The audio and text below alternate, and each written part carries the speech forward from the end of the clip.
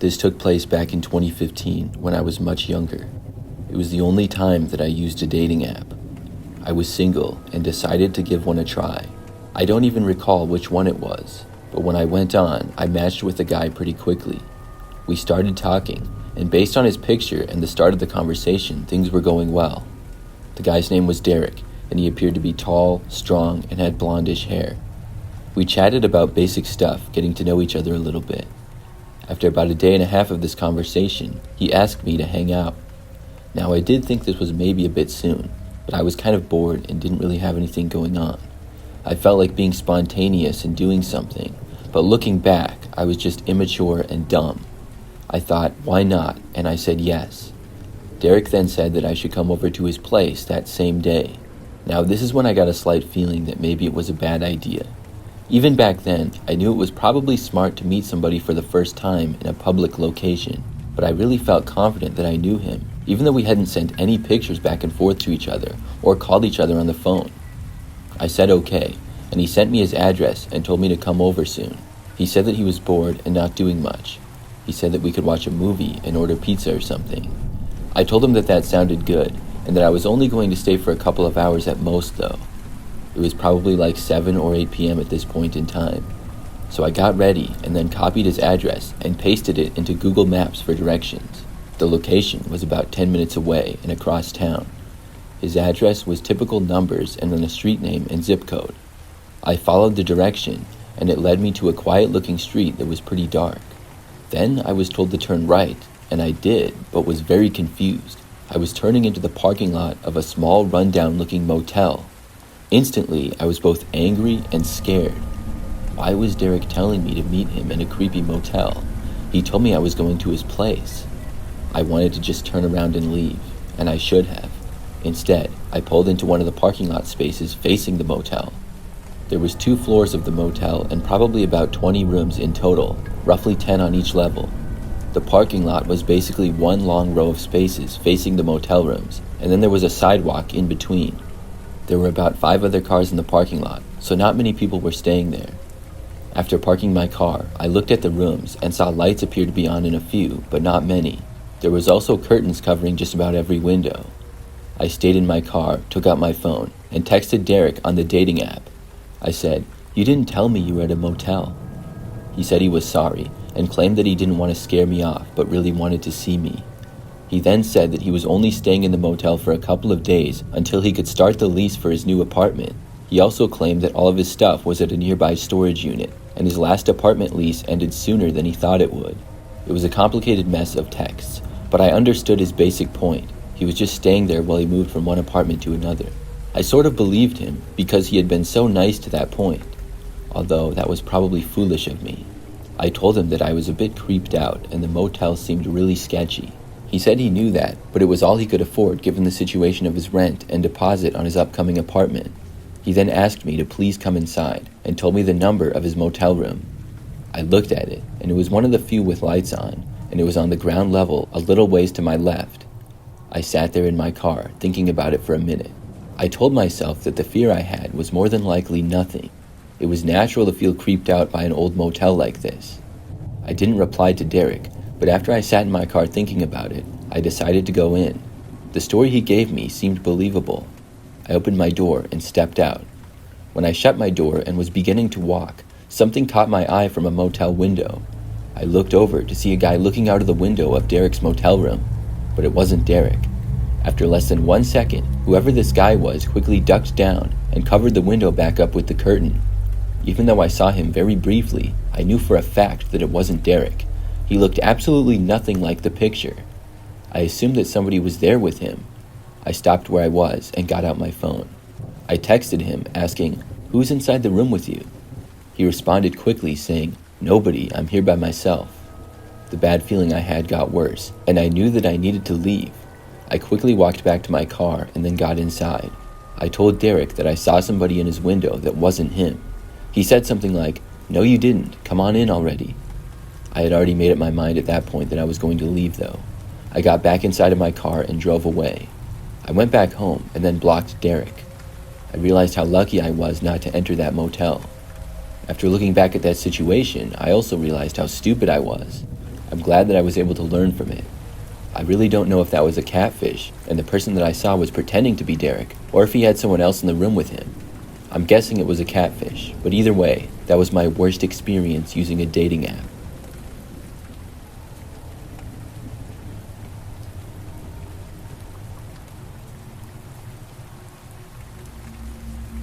I have a really crazy story from a while back. It was a few years ago now, but I'm a female, age 23, and was 21 at the time. I was on Tinder and matched with this guy who I will call Ryan for the story. After matching, Ryan and I began talking and hit it off pretty well, but that was really only the first night. The next day, when chatting with him, I realized that he was sort of a jerk. He said a few things that were kind of rude, and overall, I just wasn't feeling it anymore. He asked me for my Snapchat, and at that point, I told him no. This frustrated him a little, and he replied saying that I was making a mistake and some other stuff as well. But he then said that we should go on a date the next night. It took me by surprise, and I said, "Really?" He then gave me a time and location for the date, which was at a nearby bar, I think. After he said that, I ignored him and did not reply. I figured that he would get the idea and move on. But the next day, he sent me another message saying, "I will see you tonight," or something like that. I thought about saying, "No, you won't," but I didn't. Instead, I continued to ignore him. He didn't say anything else until that night. He sent a text on Tinder saying, "Where are you?" I figured that he was joking, but still did not reply to him.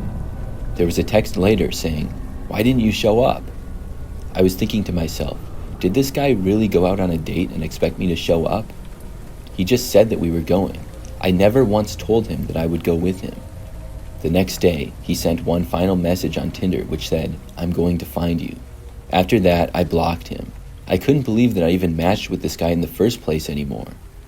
So during this time, I lived in a house that I was renting with a roommate.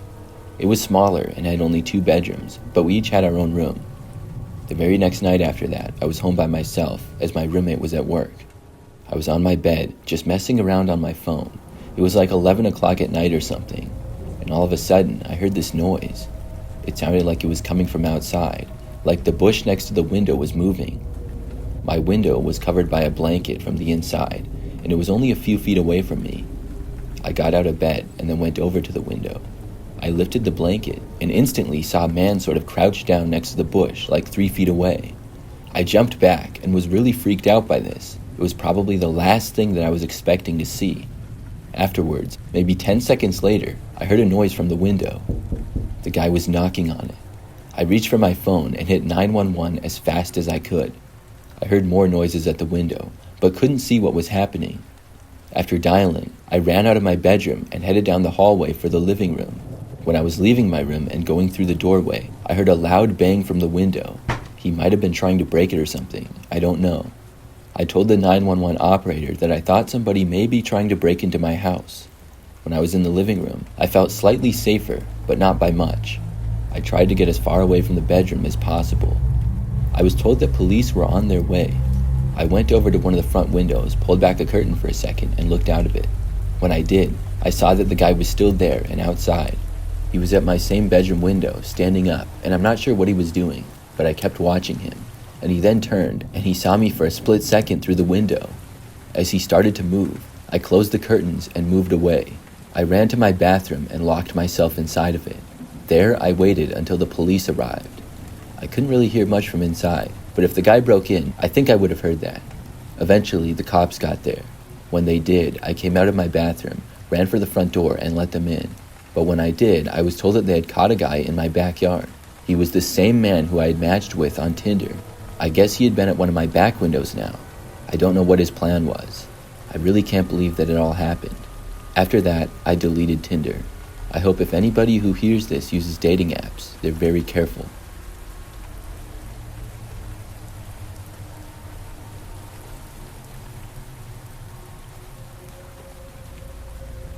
I used dating apps a little bit several years ago, and then again more recently. This story takes place about 1 year ago now. It had been some time since I had last been on a dating app. Taking the advice of one of my friends though, I decided to give it another go. I got an app called Hinge, and after about 2 weeks of being on there, I met a very nice woman. We talked a little while and exchanged phone numbers. From there, We texted for several days and even FaceTimed once, and I thought it went well. I liked her, and she had long blonde hair and very nice eyes. She said at one point that she wanted to see me, and I asked to go on a date with her sometime. We agreed to go to this one restaurant in town. The date went pretty well in my opinion. When I met her, she looked great, and talking to her in person was nice. The conversation that we had was pretty good for the most part. I felt like we could have connected a little bit better though, like maybe we were both a little bit nervous, but overall it was fine. So after the date, we both went our separate ways back home, but she suggested that we do it again sometime. That sounded good to me, and we continued to talk over the next couple of days. Then we arranged for the next date. We went to another restaurant in town. Now, none of these dates were really that fancy or anything. We were just going to local restaurants that were not cheap, but not that expensive either. After the second date, which went just about as good as the first one, she asked me if I wanted to see her place. She said that it wasn't that far away and I could come over for a few minutes if I wanted to and hang out. It was probably like 9 p.m. at this point. I agreed, and we both went out to the parking lot and got inside of our vehicles. She told me to follow her, and we both left. I followed her down a few quiet roads, and I was curious to see where she lived. The drive went from 5 minutes to 10 to 15. I was really surprised. We went down this long road that seemed to be going into the middle of nowhere. Surrounding us on both sides was just farmland and woods mostly. There were really no other cars on the road at all. After about 20 minutes of driving, we finally arrived to this dirt road. I was still following her, and she soon pulled onto a long driveway. There was a lot of woods at the beginning of the property, so I couldn't see the house at all. After getting to the top of the driveway though, which was very long, she parked, and I parked behind her. There was this average-sized 2-story house that stood on the property. It looked rather old and not in the best of shape. I was really surprised that this was her house. She didn't strike me as somebody who would live there. And to be honest with you, I was kind of creeped out too. I didn't even know what city I was in anymore. I hadn't bothered to look on my phone where we were going or anything. I was just trying to follow her. After parking, she got out, and I got out of my car as well. I said something like, "You live here?" She was like, "Yeah, why are you surprised?" She walked through the front yard to the door, and I followed. Then she opened it, and I followed her inside. We went right inside the doors though, and didn't go any farther in. The lights inside were all off, and she didn't turn any of them on, which I found odd. I was looking around myself for a light switch. That's when she told me that I could go ahead downstairs and pointed. I could barely see anything, but I did see a staircase just ahead and to the left. It was old and unfinished, and appeared to lead down to an old unfinished basement. I said, "Do you have lights?" I remember she said we could turn them on when we got down there. At that point, I was really creeped out and didn't want to be there anymore. I was still right by the door and just opened it up and walked out. She didn't say anything to me, but followed me outside. I then started walking back from my car, but could tell that she was walking after me. So then I started running. I sprinted for my car, unlocked it, and got inside, then locked it and started the engine. I saw her running towards the front of my car, then she just looked at me. I started backing out to leave. As I was doing so, she gave me this really creepy smile and waved. That was possibly the creepiest moment of the entire night, and I will never forget it. I backed out faster after seeing that, and then tried to drive home. I had to pull over eventually and figure out where I was, but once I put in directions on my phone, I was able to make it back. That remains by far the craziest date I've ever been on.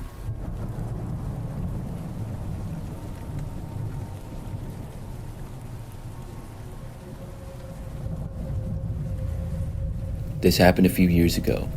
During this time, I was 20 years old. I was in college, going into my senior year, and back home living with my parents for the summer. I was on a dating app and met a girl named Riley. I think it was Bumble, but anyways, Riley and I talked for a little bit on there. Eventually, after a few hours of chatting back and forth, I got her Snapchat. We started snapping after that, which I preferred over text. Overall, Riley seemed cool, but slightly odd. Some of the responses she gave, or things that she said, were a little bit unusual. I can't even really remember a specific example, but I just remember thinking that. I continued to talk to her and snap her though, because I was curious to get to know her a little bit more. I was also just bored. After 2 days of snapping her, we were friendly, but had made no plans to hang out or anything, and I wasn't really planning to either. We weren't snapping each other back and forth like every minute or anything, just here and there. Well, it got to the point where we were just snapping blank pictures of our faces to each other, and I remember that night, I went to get food and hang out with one of my friends, Jordan.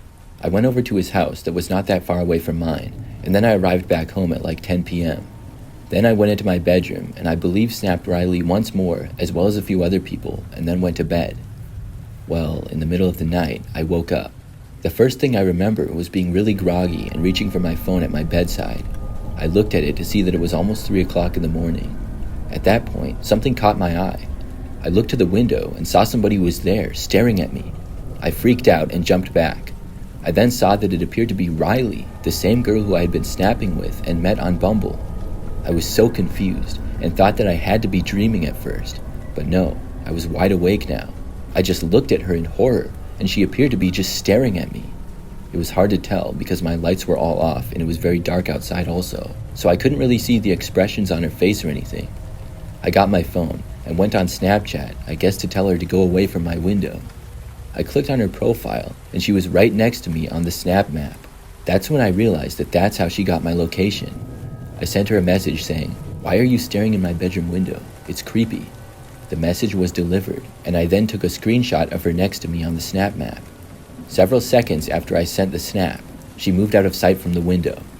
Probably 2 or 3 minutes after that, she opened my message but did not reply and left it on open.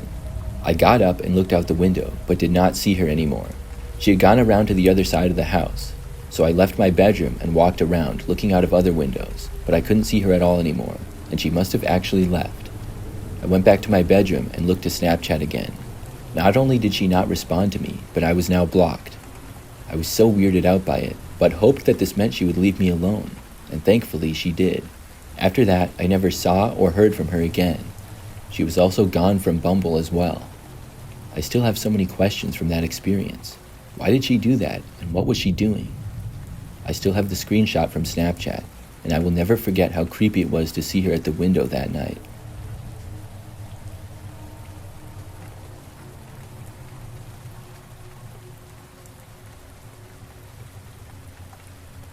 This is a story of when I met a guy on Tinder several years ago. So I matched with a guy named Mike.